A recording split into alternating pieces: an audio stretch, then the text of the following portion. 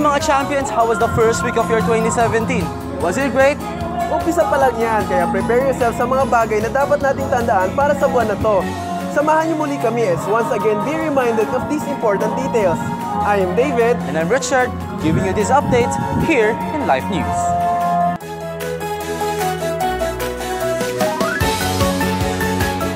Mag-uumpisa na ang ating 7 days prayer and fasting sa darating na January 16.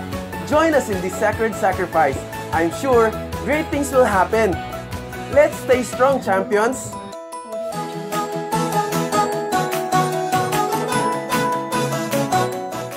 Para naman sa ating mga SOL students, vacation is over.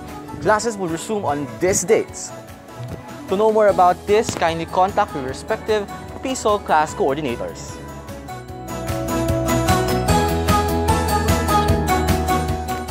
Sa Enero 27, niyayaya namin kayo na dumalo sa Champion Life Network Mentoring dito sa Ever Cinema 4. Magsisimula ito ng 4:30 para sa ating mga pastor at ang kanilang mga may bahay at para naman sa ating mga key leaders, ito ay alas 6 ng hapon.